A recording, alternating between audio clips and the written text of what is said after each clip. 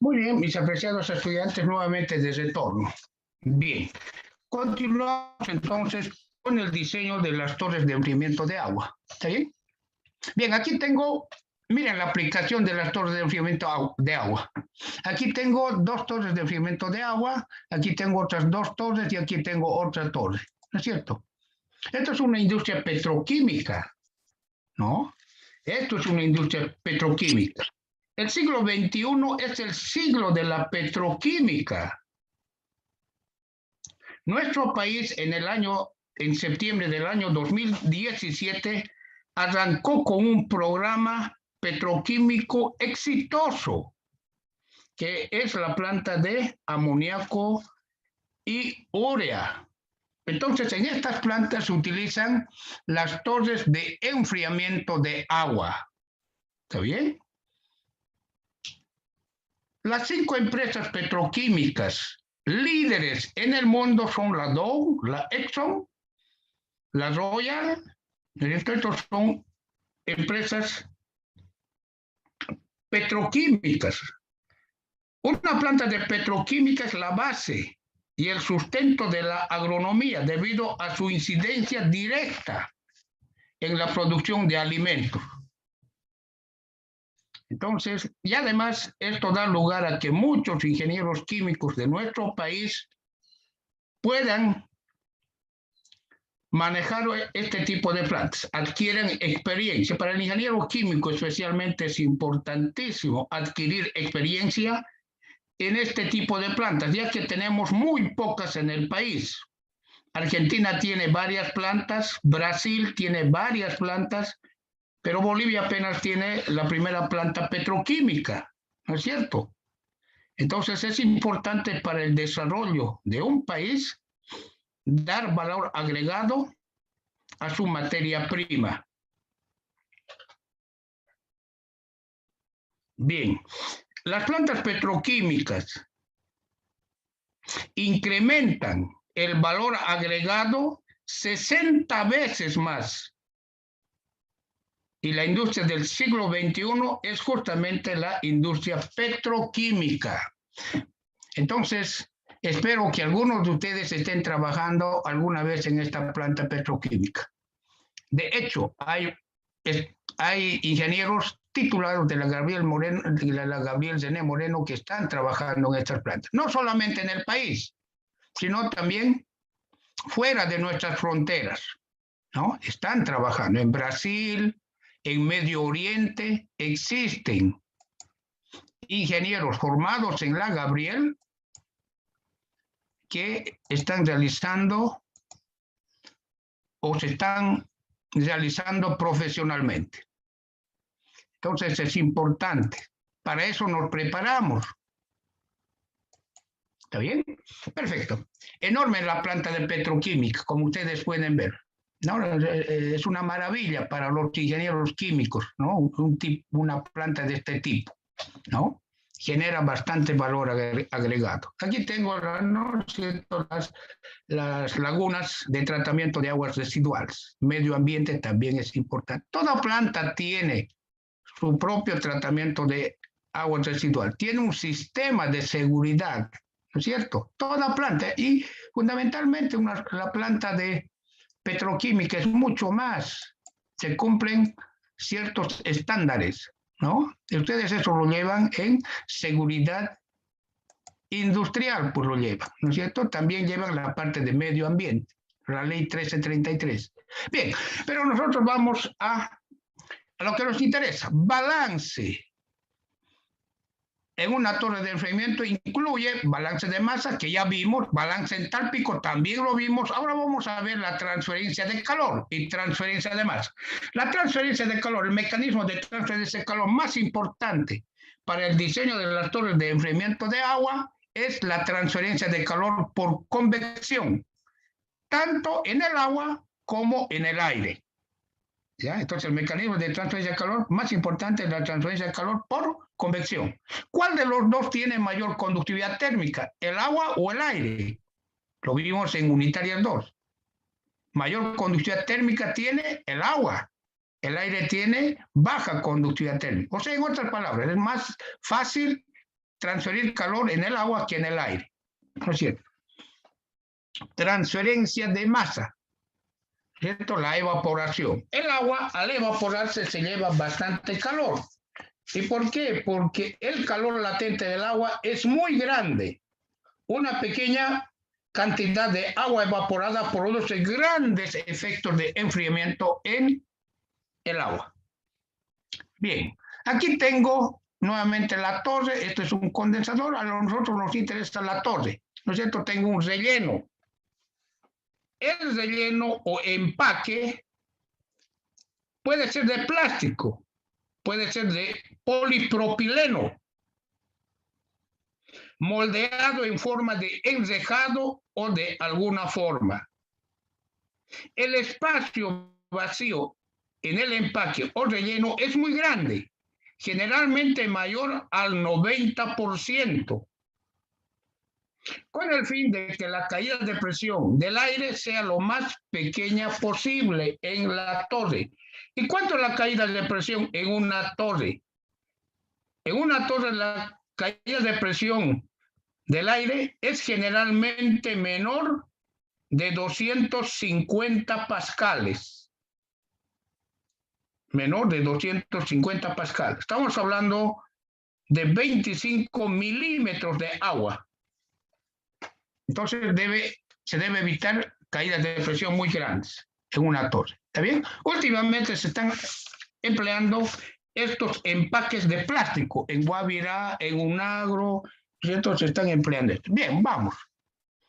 Inicialmente se empleaban empaques dentro de la torre, ¿cierto? El empaque de la torre está aquí adentro, en el relleno de la torre, ¿no? Se empleaban listones de madera de pino. Ahí están. ¿Con qué fin? Con el fin de que el agua, ¿no es cierto?, tenga mayor tiempo de retención en la torre, ¿no es cierto? Entonces, y además obtener un área de transferencia de calor entre el aire que está aquí fuera y el agua, un área de transferencia de calor bastante grande, un área de evaporación bastante grande y un tiempo de contacto entre el agua caliente y el aire bastante más prolongado en una torre, ¿no? Bien. Si nosotros realizamos un análisis entre el agua y el aire, tengo esto: el agua caliente y el aire frío. La fuerza motriz para la transferencia de calor es la diferencia de temperaturas. El coeficiente de convección en el agua caliente es H sub L, transferencia de calor por convección. El coeficiente de convección en el aire frío lo voy a representar como H solamente. ¿Está bien? Estos coeficientes de convección en unitarias 2 los estudiamos en detalle. Es función del número de Reynolds y el número de Planck y el número de Nusselt, ¿no? Lo vimos eso. Bueno, ya. Bien, existe además la temperatura, ¿no es cierto?, fuerza motriz para la transferencia de calor. Pero además existe otra fuerza motriz, la diferencia de humedades. Una lámina, una película muy próxima al agua tiene mayor humedad en la interfaz. El subíndice I quiere decir interfaz. Y la humedad global del aire. Entonces, al existir esta diferencia de presión, también existe una fuerza motriz para la evaporación del agua. Transferencia de vapor de agua debido a esta diferencia de humedad. Se transfiere, porque aquí tengo una película de mayor humedad, ¿no? Pero además, al transferirse humedad, al evaporarse el agua, transferencia de calor latente. Correcto. Pero además, al estar el agua más caliente que el aire, tengo transferencia de calor sensible por convección. Todas estas variables se deben incluir, ¿no es cierto?, en el diseño de las torres de enfriamiento. Es por eso importante la transferencia de calor. Bien, nuevamente realizamos nuestro balance en un elemento diferencial de la torre. En este elemento diferencial tengo la transferencia de calor por convección. Esto lo vimos ya, ¿no es cierto? H es el coeficiente de transferencia de calor por convección en el aire. A es la superficie específica del relleno. Esto lo vimos en unitarias 1.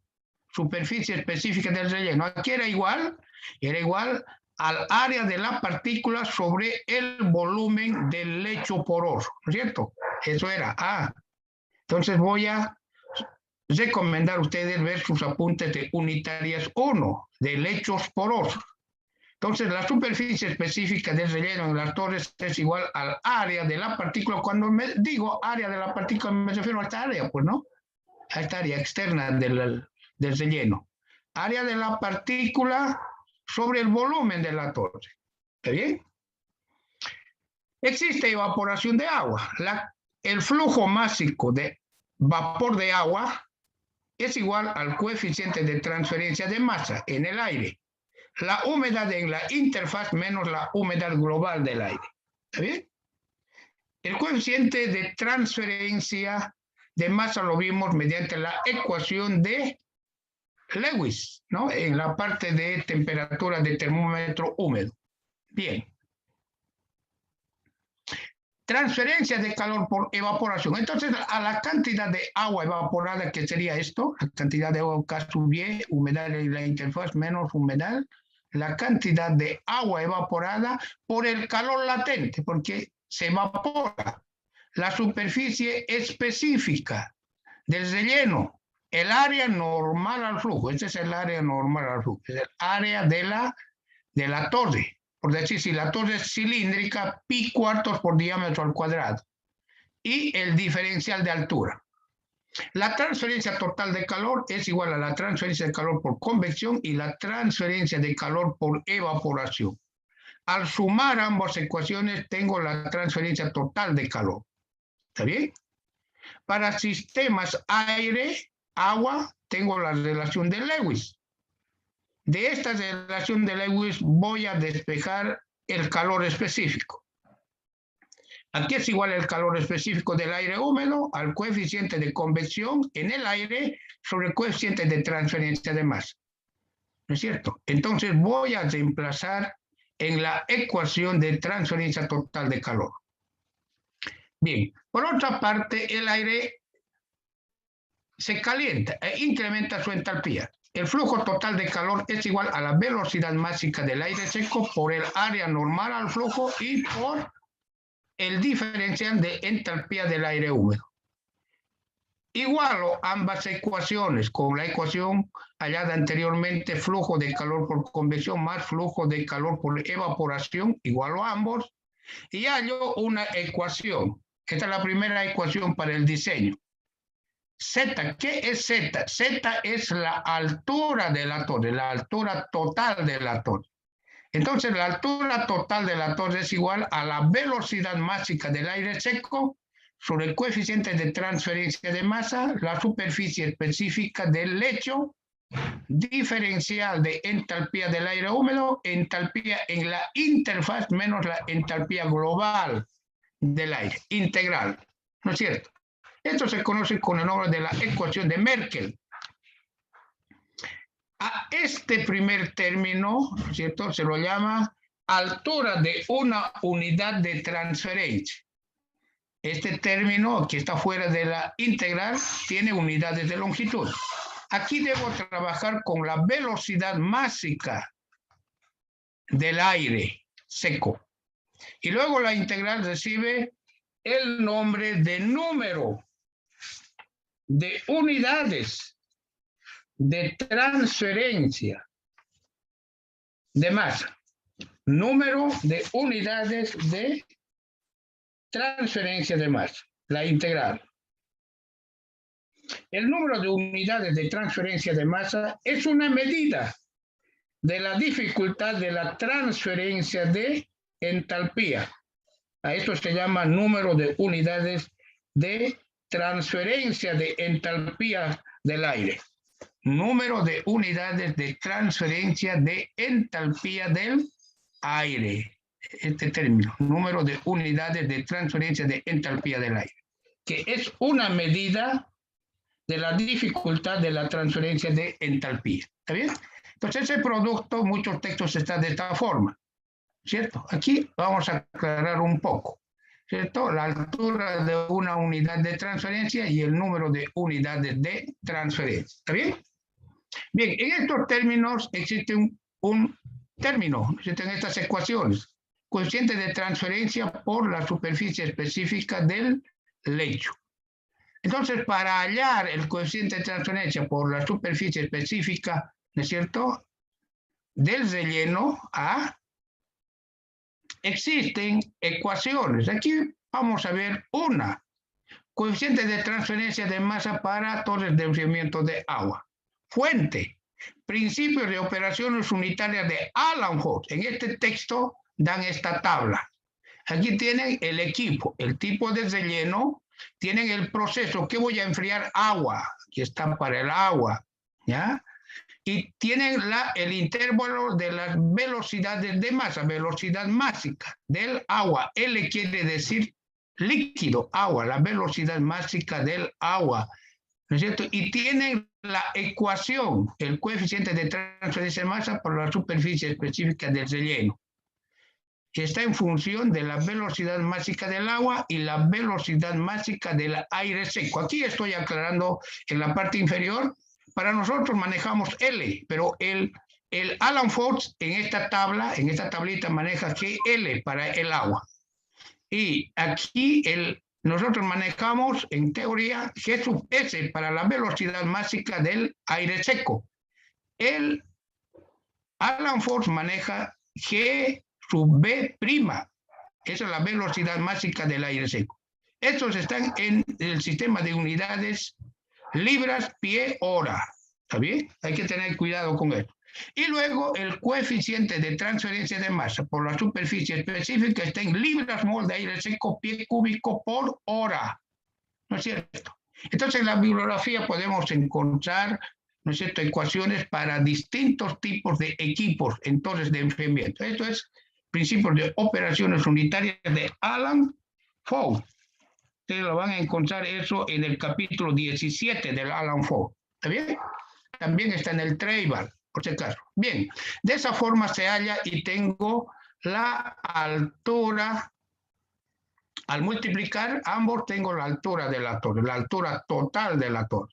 ¿Está bien?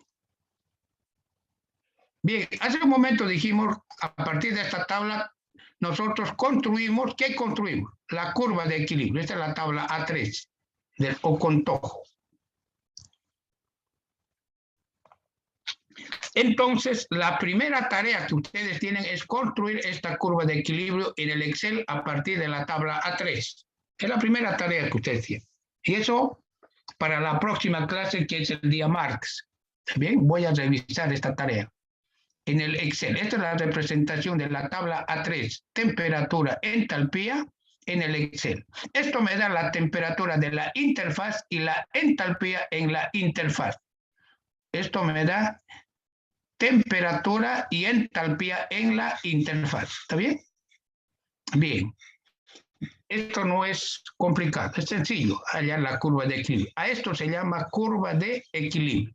¿Cuál es la utilidad entonces de la curva de equilibrio? Anteriormente vimos la línea de operación, ya tengo también la línea de operación, ¿no? Esto se halla analíticamente, la línea de operación, ya no de tablas. Lo que se halla en tablas es la curva de equilibrio, la curva azul.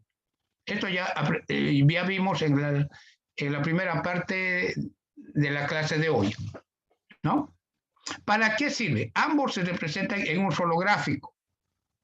¿Para qué sirve? Para hallar las condiciones en la interfaz. ¿Y para qué voy a hallar las condiciones en la interfaz? Para integrar esta relación. Aquí tengo interfaz y entalpía global. Interfaz, entalpía global. Entonces debo integrar. Debo tener entalpía en la interfaz y la entalpía global. Entonces esto me da la entalpía en la interfaz, la curva de equilibrio. Y la entalpía global me da la línea de operación. Aquí tengo la entalpía en la interfaz sobre esta línea azul y la entalpía global del aire lo tengo en esta línea recta negra, que es la línea de operación. Entonces, para la temperatura, es decir, a la salida del agua, tengo la entalpía del aire a la entrada en la base. Esta es la entalpía del aire. Pero para esta entalpía, ¿cuál es la entalpía en la interfaz? HI1. Trazo una línea vertical hasta la entalpía en la interfaz. Para la temperatura del agua a la entrada, que es mayor, tengo la entalpía del aire a la salida, ¿cierto? Entalpía. Para esta entalpía de salida, ¿cuál es la entalpía en la interfaz? Tras una línea vertical y tengo la entalpía en la interfaz. Para cualquier temperatura, tengo la entalpía del aire húmedo, de la mezcla, y tengo la entalpía de la mezcla en la interfaz. ¿Para qué? Para integrar. Voy a tener entalpías en la interfaz para entalpías globales, que está en la línea roja aquí, las entalpías globales. Y las entalpías en la interfaz están en la curva de equilibrio en la línea azul. ¿Está bien? De esa forma trabajo. Aquí están representados, esta es la línea de operación, esta es la línea roja, ¿no? En cambio, la línea azul lo hallo en la tabla A3. ¿Para qué? Para luego esas diferencias representarlo, ¿no es cierto?, en ordenadas y en abscisas estarían los límites, entalpía del aire a la entrada, entalpía del aire a la salida. Y esta área achurada de amarillo es el número de unidades de transferencia. Debo integrar gráficamente y de esta forma hallo el número de unidades de transferencia para hallar la altura de la torre de enfriamiento. ¿Está bien? Esto requiere práctica. Esto requiere práctica. Esta integración requiere práctica. Esto se puede integrar con el Excel también. ¿Ya? Van a tener que trabajar bastante. Bien. Eso sería para hallar la altura de la torre.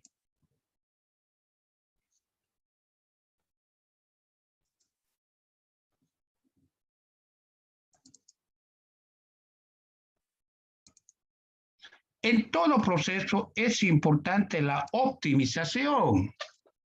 ¿Ya? Es importante la optimización en todo proceso. ¿Qué quiero decir esto? Por decir, si una torre tiene un ventilador en la parte superior, por decir, ¿es cierto? Entonces, sale vapor, debe salir aquí vapor, no puede salir lluvia de agua. A veces el ventilador tiene bastante potencia y entonces arrastra el agua en forma de lluvia. Eso no es lo correcto, debe salir vapor. Entonces, para optimizar la operación de una torre de enfriamiento tenemos un método basado en la ecuación de Micle, que vamos a ver enseguida. Bueno, aquí está el relleno inicialmente. Dijimos que este relleno hoy se ha reemplazado por plásticos. Hoy está reemplazado por plásticos en la mayoría de las torres de enfriamiento. Ahí están las condiciones de interfaz, el agua caliente y el aire frío. Coeficiente de convección en el agua caliente, ¿no es cierto? H sub L es coeficiente de convección en el agua, L quiere decir líquido, y coeficiente de convección en el aire seco, en el aire húmedo más bien, porque es un aire húmedo esto que ingresa. Este es el aire atmosférico, por si acaso. ¿Y hasta dónde puede enfriar el agua una torre? ¿Hasta qué temperatura? ¿Cuál sería la temperatura límite de enfriamiento? La torre puede enfriar, ¿no es cierto?, hasta una temperatura mínima, que es igual a la temperatura de termómetro húmedo del aire que entra a la torre. ¿Qué quiere decir esto? Yo tengo aquí, puedo hallar la temperatura del aire que ingresa, temperatura de termómetro húmedo, TW, a la entrada en la base. Esa es la temperatura límite. Hasta esa temperatura puede enfriarse el agua. Si yo tengo aquí una temperatura, por decir, ¿no?, de 10 grados centígrados, temperatura de termómetro húmedo, el agua puede enfriar hasta 10 grados. Eso es el límite. ¿Ya? Muy bien. No es lo mismo operar una torre en La Paz que operar en Santa Cruz. ¿Y por qué? Porque La Paz, el aire es más seco. Tiene menor humedad el aire en La Paz. En Santa Cruz, el aire es más húmedo. ¿Y eso qué tiene que ver? En Santa Cruz la temperatura del termómetro húmedo es mayor que la temperatura del termómetro húmedo en La Paz. Por decir, en Santa Cruz tengo una temperatura de termómetro húmedo de 15 grados centígrados.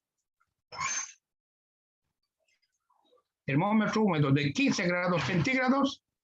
En La Paz está 8 grados centígrados la temperatura del termómetro húmedo. Entonces, en Santa Cruz puede enfriar el agua hasta 15 grados, más no. En La Paz puede enfriar el agua hasta 8 grados. ¿Y por qué? Porque la temperatura de termómetro húmedo en La Paz es menor que la temperatura de termómetro húmedo en Santa Cruz. ¿No es cierto? El ingeniero debe estar claro, porque muchas veces ustedes van a trabajar en la industria, va a decir, no, el gerente le va a decir, pero si en La Paz tenemos la misma torre y enfría hasta 8 grados, ¿y cómo que aquí no puede enfriar? Es que aquí la temperatura del termómetro húmedo es mayor, ¿ya? Es mayor, por tanto va a enfriar hasta 15. En La Paz la misma torre, exactamente la misma, puede enfriar hasta 8. ¿Y por qué? Porque la humedad del aire en La Paz es menor que la humedad relativa del aire en Santa Cruz. O sea, estas variables tienen que ver bastante, ¿ya? Alguna vez seguramente ustedes van a tener que dar su razón para el diseño. Bien, entonces vamos a ver, el flujo de calor total por convección y por evaporación está dada por esta. Este es el flujo de calor por convección en el agua. Igualo ambas ecuaciones y tengo la ecuación de las líneas de unión. ¿Está bien? Esta es la ecuación de las líneas de unión. Y tiene que ver con el coeficiente de convección en la fase líquida y el coeficiente de transferencia de masa. Como ustedes pueden ver en esta ecuación, aquí tengo el coeficiente de convección en el agua y el coeficiente de transferencia de masa. Esta A, que es la superficie específica del lecho, lo puedo anular, se simplifica, ¿es cierto? Y eso está en función de las entalpías. Pero, ¿qué significa esta ecuación?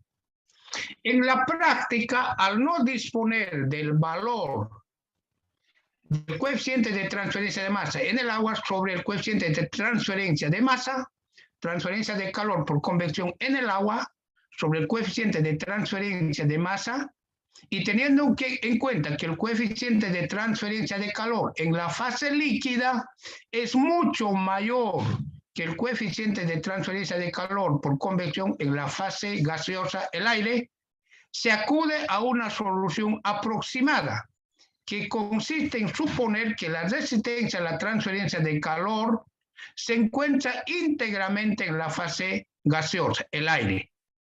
Con lo cual, la temperatura de interfaz entre el agua y el aire es igual a la temperatura del agua en cada punto de la columna. Y en consecuencia, el coeficiente de transferencia de calor por convección en el agua vale infinito, resultando este cociente igual a infinito. Por tanto, las ecuaciones de las líneas de unión corresponden a rectas paralelas al eje de las entalpías. Entonces, esto es lo que estoy haciendo. Estas son líneas paralelas al eje de las entalpías para hallar las condiciones de interfaz. Eso es lo que me dice. ¿Cómo voy a hallar las condiciones de interfaz para esta ecuación? Trazando líneas paralelas. ¿Está bien? Y estas entalpías del aire de la línea de operación. Esta es la temperatura del agua. y de esta forma obtengo este cociente. O si quieren, puedo obtener las entalpías en la interfaz con una aproximación. ¿Está bien? Bien. Si realizo balances de calor y balances entálpicos, divido miembro a miembro, encuentro otra relación importante, que es la ecuación de Mickley. Esta ecuación sirve para optimizar la operación de una torre de enfriamiento. Y esta ecuación en la práctica se maneja más gráficamente. En la práctica se maneja gráficamente la ecuación de Mickley, que es la última. Estas son las 4 ecuaciones para el diseño de una torre de enfriamiento de agua. Estas las vimos todas el día de hoy. La última ecuación, la ecuación de Mickley, se emplea para optimizar la operación de la torre de enfriamiento. ¿Qué tengo aquí? Aquí tengo la temperatura del aire a la entrada, en la base, y su entalpía. Aquí tengo entalpía versus temperatura. Entalpía versus temperatura. ¿Cuál? Esta misma. Es esto, entalpía y temperatura. ¿Está bien? Es lo mismo. Entalpía, temperatura. Entalpía, entonces tengo la representación aquí. Entalpía, temperatura. Entonces aquí tengo entalpía, temperatura, entalpía. Temperatura del aire y su entalpía. Muy bien.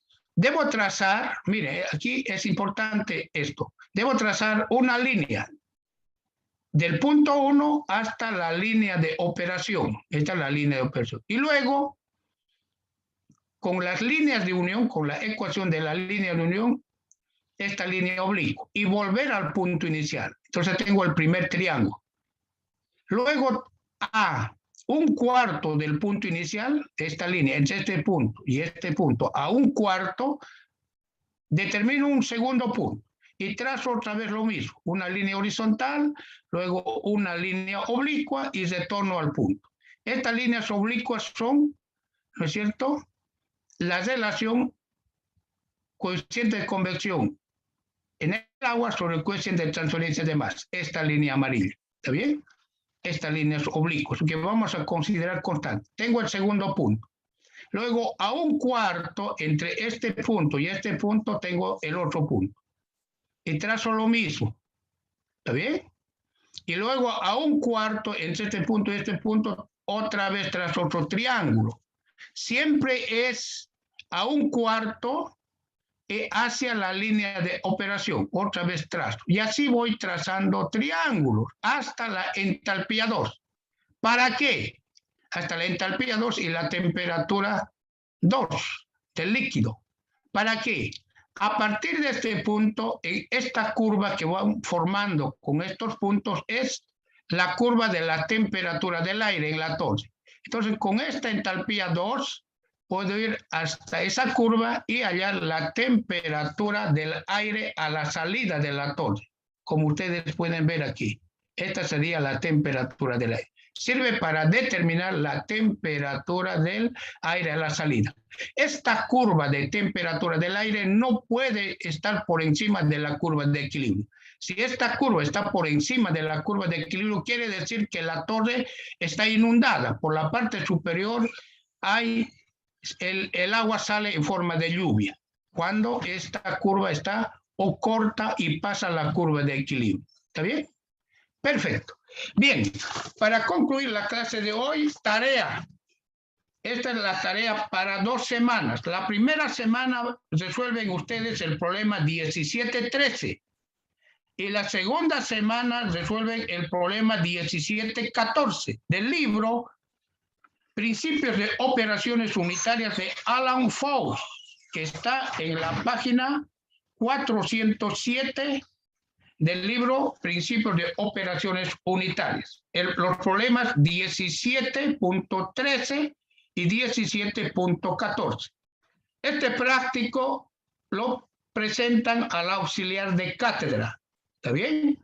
Entonces, la próxima semana ustedes tienen para resolver el problema 17-13 y la subsiguiente semana la 17-14. Estos son la tarea para torres de enfriamiento del libro Principios de Operaciones Unitarias de Alan Ford, primera edición. ¿Está bien? Perfecto. Disculpe, ingeniero, buen día. ¿Será que nos pudiera repetir la página más o menos de donde se encuentran? A ver, no lo escuché bien. Vamos.